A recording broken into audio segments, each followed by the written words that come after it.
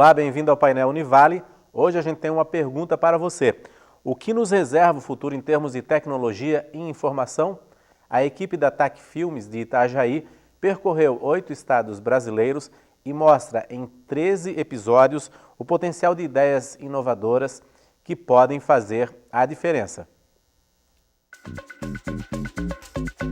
Qualquer tecnologia suficientemente avançada é indistinguível da mágica. Então as tecnologias futuras parecem mágicas. A gente não sabe como se relacionar com coisas que a gente não entende. A nossa geração está no limite entre ter medo e não ter medo dessa nova sociedade aí que está afastada e conectada ao mesmo tempo. As tecnologias que a gente tem hoje entraram na nossa vida de uma forma muito para ficar, essas outras também virão da mesma forma. No Brasil a gente é capaz de desenvolver tecnologia, não necessariamente tem que ser dependente de outros países.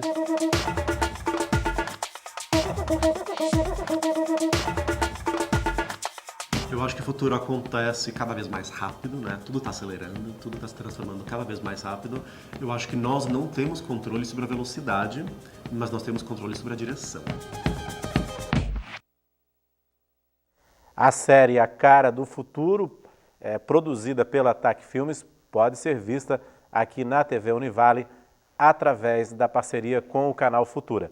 E aqui no estúdio eu vou conversar com Flávio Roberto, que é diretor da TAC Filmes aqui de Itajaí. Obrigado, Flávio, pela sua presença aqui.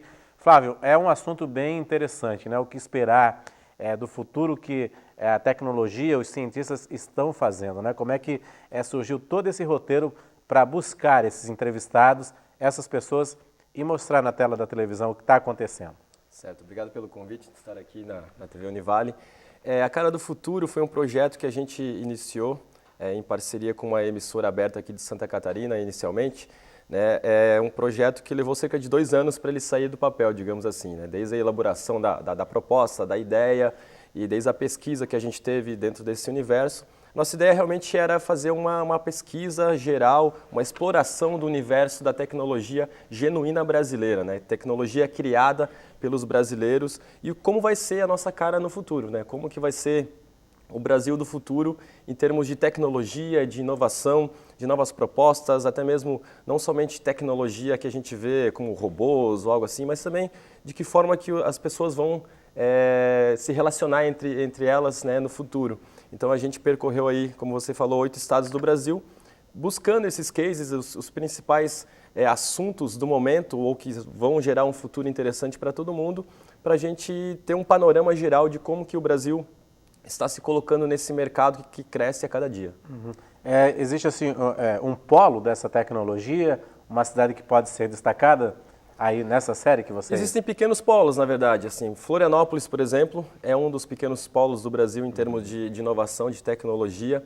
A gente tem no Recife também um polo bem interessante. E claro que os grandes centros, né, como São Paulo principalmente, até o interior de São Paulo tem bastante coisa, geralmente relacionado a universidades, né, que a gente consegue enxergar que estão um pouco à frente dos demais. Assim. Então, são pequenos polos que vão se completando e criando essa teia de informação que eles estão gerando a cada dia de uma forma até mesmo altruísta, né, digamos assim, porque muita coisa não recebe tanto investimento quanto deveria.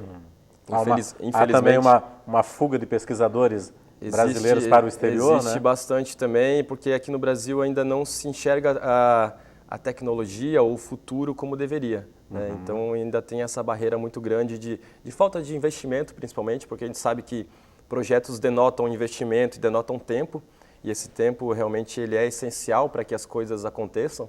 Né? Mas, ao mesmo tempo, existem essas pessoas que estão lutando no dia a dia e que a gente conseguiu encontrar várias pessoas que estão desenvolvendo coisas interessantes, até para fora do Brasil, mas que estão pela garra mesmo, pela determinação de conquistar algo diferente. Apesar de todas as dificuldades que eles enfrentam no dia a dia. Né?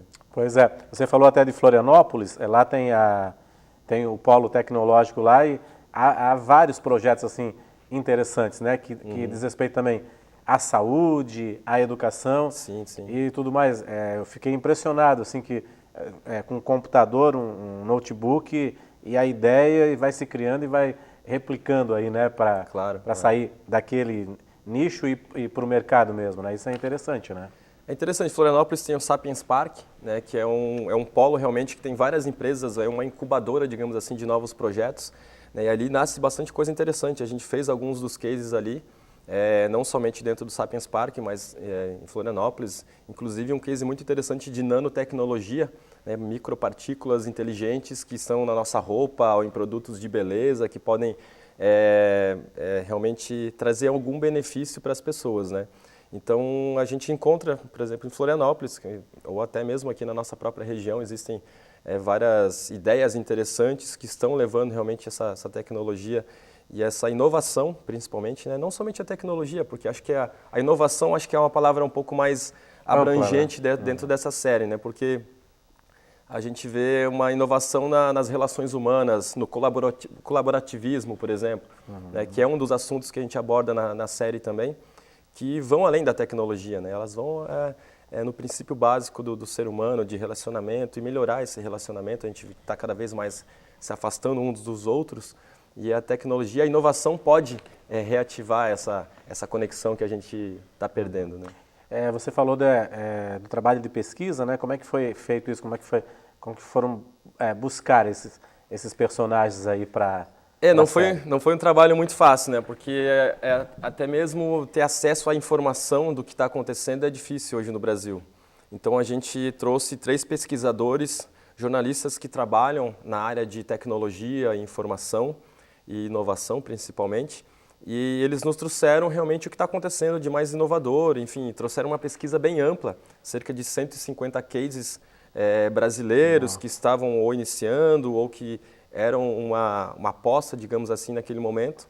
E a gente fez uma triagem daquilo que é mais interessante visualmente também, porque como a gente está lidando com a televisão, tem toda essa questão de valorizar o que também é visual, que a gente pode mostrar. Muita coisa a gente não consegue mostrar visualmente, né? Muita coisa acontece em laboratórios onde são microscópicos e então coisas que a gente não consegue mostrar a olho nu. Então a gente buscou criar um panorama legal que a gente pudesse mostrar para quem está em casa, de uma linguagem mais dinâmica, simples, não tão técnica, né? Fugir um pouco do meio acadêmico e transformar isso em algo realmente mais do dia a dia.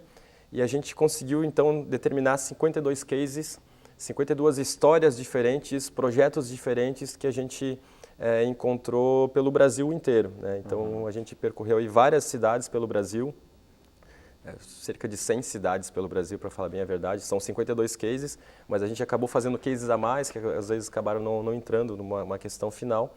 Então, foi uma pesquisa bem interessante, que a gente acabou descobrindo muita coisa que realmente talvez não teria uma voz, não teria uma vez, se não fosse por uma pesquisa bem mais aprofundada, daí com recursos para isso e tudo mais, que a gente conseguiu via investimentos do Fundo Setorial também, que é uma forma de investimento hoje em projetos audiovisuais no Brasil.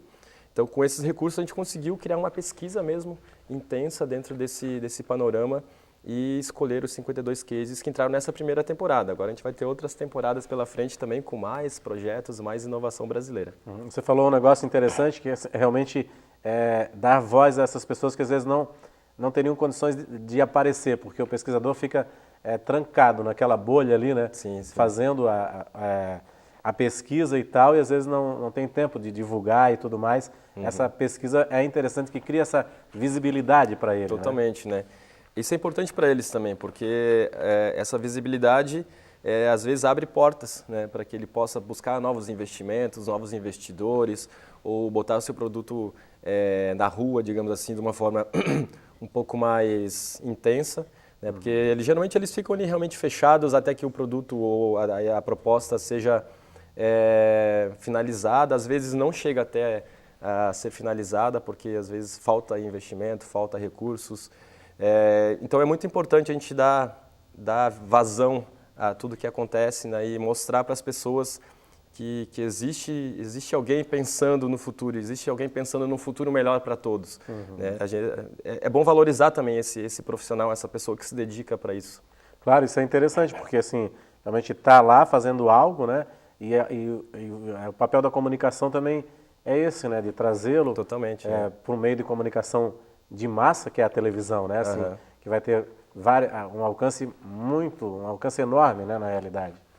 Totalmente. A gente torna público algo que merece, né? Algo que merece, e as pessoas têm que saber que isso está acontecendo, porque às vezes a gente está numa correria tão grande no dia a dia, a gente não presta atenção nas pequenas coisas ou no quanto a gente pode ser melhor, né? E essas pessoas estão pensando em quanto a gente pode ser melhor daqui para frente. Acho que valorizar esse tipo de iniciativa cria não somente essa valorização do profissional, enfim, mas cria um senso comum de que tem coisa acontecendo, né? Opa, peraí, a gente não está tão atrás, a gente pode melhorar, a gente pode seguir isso também, isso ser um exemplo para a gente como ser humano no dia a dia, de buscar um futuro melhor para todo mundo e se relacionar melhor com as pessoas, enfim.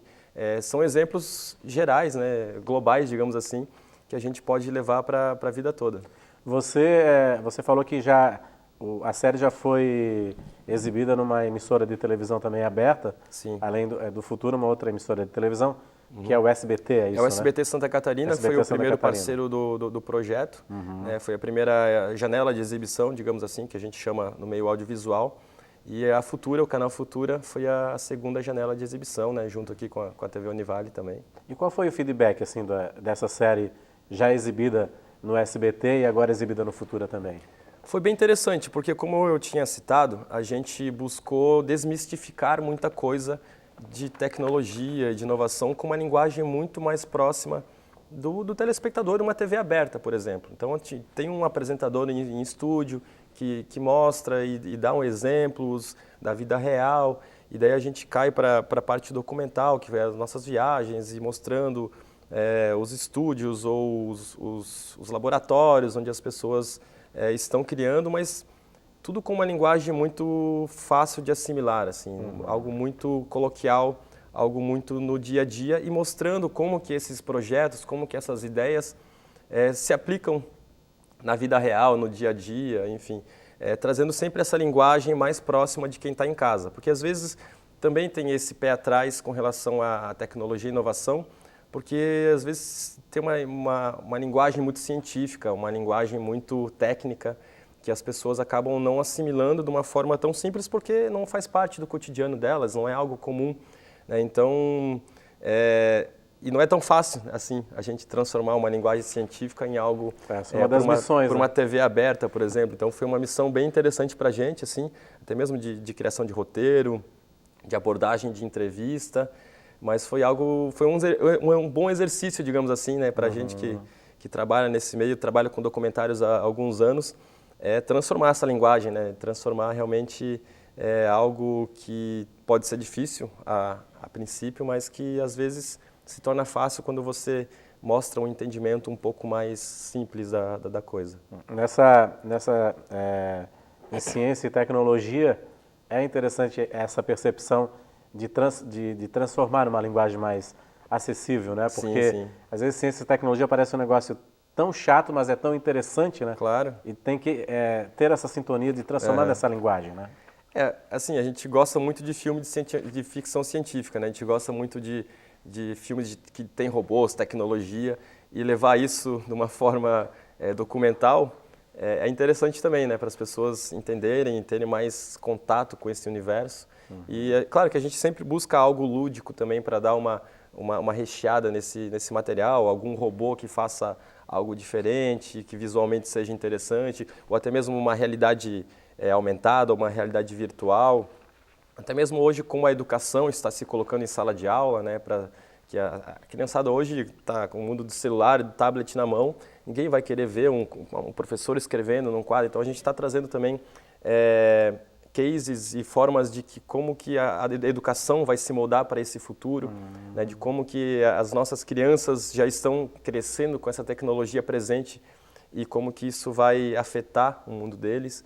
Então, trazer realmente esses exemplos no nosso dia a dia para que as pessoas se enxerguem um pouco mais dentro dessa tecnologia e de como que elas vão fazer parte desse universo. Tá certo, Flávio. A gente vai fazer um rápido intervalo, daqui a pouco eu volto a conversar novamente com o Flávio a respeito da série A Cara do Futuro, que está sendo apresentada no canal Futura, para você aí ter conhecimento do que vem aí pela frente em benefício da gente, né? O que os pesquisadores, cientistas estão fazendo. A gente volta em instantes.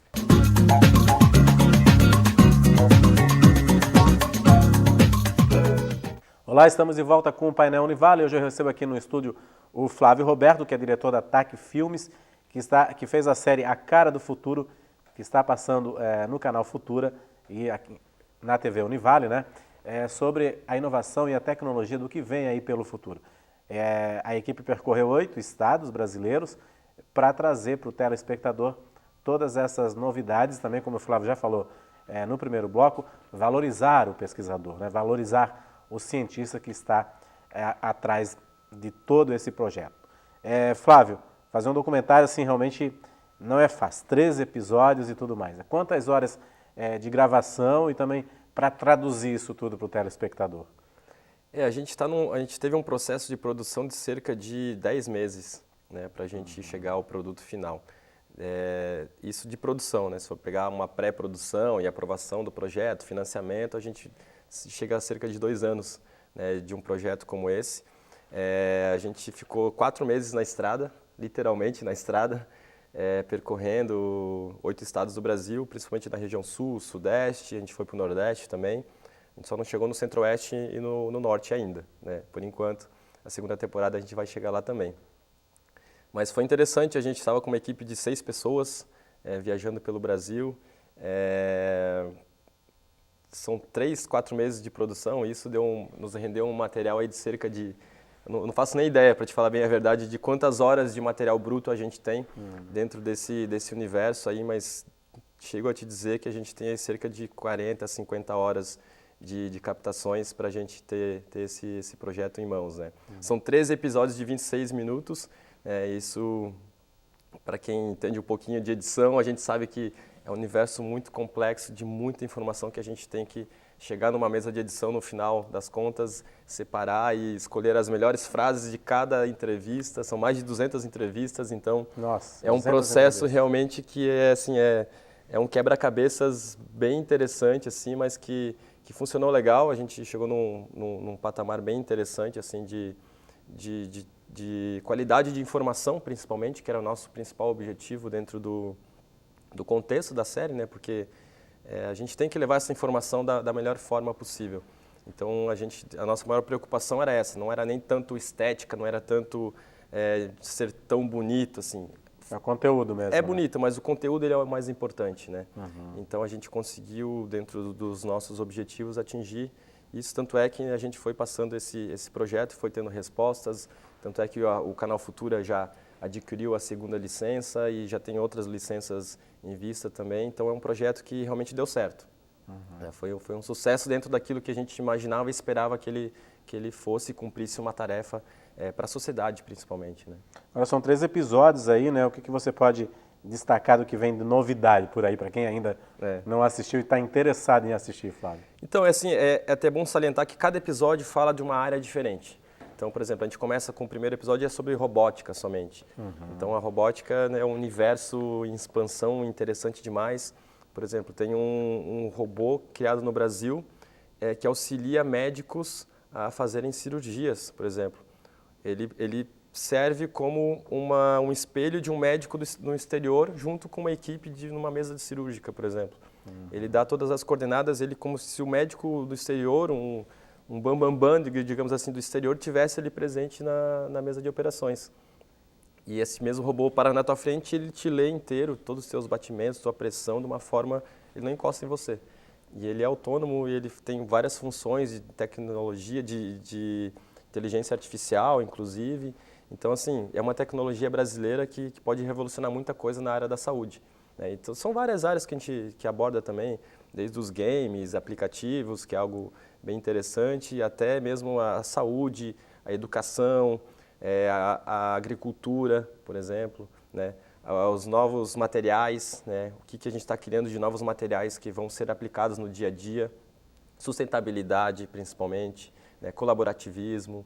Então, cada episódio trata de um assunto bem específico, né? Mas que acaba sendo englobado dentro de um contexto geral. Então, é bem interessante que cada episódio realmente tem algumas histórias bem legais, de carros autônomos, caminhões autônomos, né? Então, realmente é algo que já está acontecendo pelo mundo e que aqui a gente está ainda engatinhando, digamos assim, mas que já está acontecendo, já é uma realidade e logo, logo vai ser nosso cotidiano. As ideias borbulham assim, né?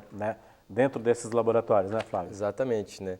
Às vezes são laboratórios pequenos, às vezes são uma garagem de alguém que junta material reciclado para criar robô para criança. Olha, isso sabe? é bacana, né? E assim, tem muita gente que coloca isso à disposição, cria um projeto e coloca à disposição na internet para os outros fazerem também.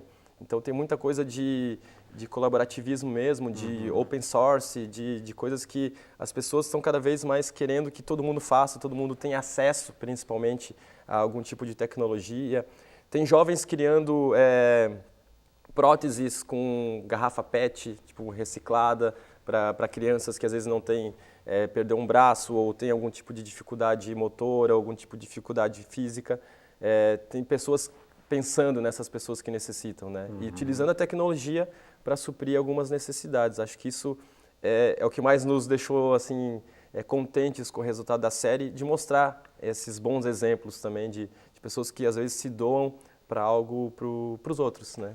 Poxa, isso é interessante, assim, eu não assisti a série toda ainda, mas assim, quando eu tive assim, li uma sinopse e vi assim, pô, ciência e tecnologia, então eu só pensei, laboratórios dentro das universidades, ou então do grande centro de pesquisa, mas não é isso que você falou também, né? É totalmente o contrário. Essas ações isoladas também, né? Exatamente, não só inventores e cientistas que se propõem a isso, né? Como eu falei, às vezes criando dentro de uma garagem, né? A pessoa, claro que depois ela vai elaborar isso, vai levar para alguma empresa, enfim, vai transformar isso num produto ou numa forma de atingir as pessoas, mas as ideias nascem, né, da cabeça de milhares de pessoas que realmente estão tentando pensar um futuro diferente. Então isso que é mais interessante. Às vezes num lugar pequeno onde você não espera muita coisa, tem ali uma ideia sensacional surgindo. Às vezes falta um pouco de investimento, falta alguém que possa realmente auxiliar que isso seja melhor feito, mas de uma forma ou de outra eles acabam dando um jeito de fazer, né? Acho que isso é o mais importante. O brasileiro tem muito disso, né? De se virar e de buscar e de correr atrás e de criar coisas novas, diferentes, às vezes do que você menos imagina, né? Como eu citei, um jovem que não tinha muito estudo criou próteses a partir de garrafas PET que são funcionais, enfim. São exemplos banais, às vezes, que a gente pega, mas que são uma realidade brasileira interessante e que estão mudando a vida de muitas pessoas, né? Então, por isso que a gente fala que é uma inovação não somente a partir de uma tecnologia inovadora, algo diferente ou um super robô, mas também coisas simples do dia a dia.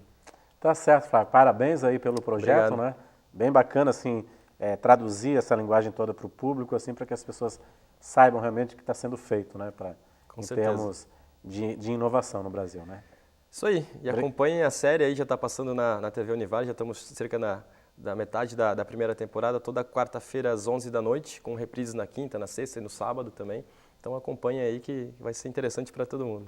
Tá certo. Muito obrigado pela sua presença aqui, Flávio. Obrigado. Eu que agradeço. Pois é, aí está o convite do Flávio para acompanhar a série. Ficou curioso?